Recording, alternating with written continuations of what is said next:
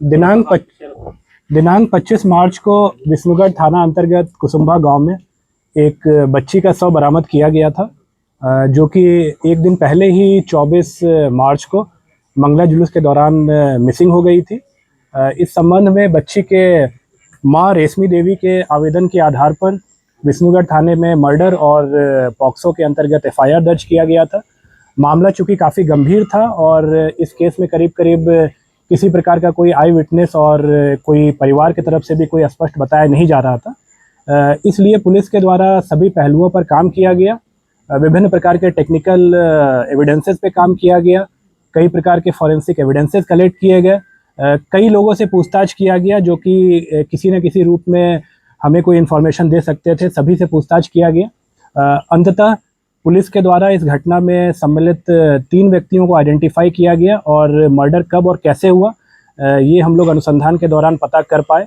जो 3 व्यक्ति जिनको कि गिरफ्तार किया गया है, उसमें एक मृतका की अपनी मां रेशमी देवी हैं, उसके अलावा गांव की ही एक महिला शांति देवी हैं, जो कि उनको भगतनी भी कहा जाता है और उनके द्वारा मुख्य रूप से तंत्र मंत्र इत्यादि का काम किया जाता है। और तीसरा व्यक्ति इसमें जो शामिल था वो था भीमराम। ये तीनों एक ही गांव के रहने वाले थे, भीमराम। और ये तीनों एक ही गांव के रहने वाले थे और हत्या का जो मुख्य कारण था वो मृतका की मां को विभिन्न प्रकार के पारिवारिक समस्याएं आ रही थी और जिसके सॉल्यूशन के लिए बेसिकली ये इस भगतनी के पास गई थी।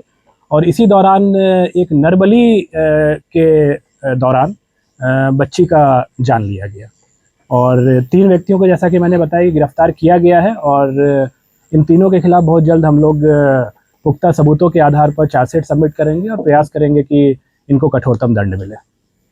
इसके बारे में बताया जा रहा है नहीं, जैसा कि अभी जो कारण बताया गया है मैं बता रहा हूँ, बहुत डिटेल में आपको एसपी हजारीबाग के द्वारा ही बताया जाएगा कि क्या इसमें किस प्रकार से चीज़ें हुई। बट मुख्य रूप से ये नरबली का मैटर था, एक अंधविश्वास का, एक तंत्र मंत्र का ये मैटर था। भीमराम की डिटेल में आपको एसपी बताएंगे कि किस प्रकार से इसमें चीज़ें जो है वो कैसे कैसे घटना को अंजाम दिया गया था, कैसे बच्ची की जान ली गई थी और किस प्रकार से घटना को अनावश्यक रूप से एक अलग रंग देने के लिए खास करके जो भीमराम का मैंने नाम लिया उसके द्वारा इसमें पूर्ण रूप से प्रयास किया गया था। इसके बारे में डिटेल में आपको बताया जाएगा।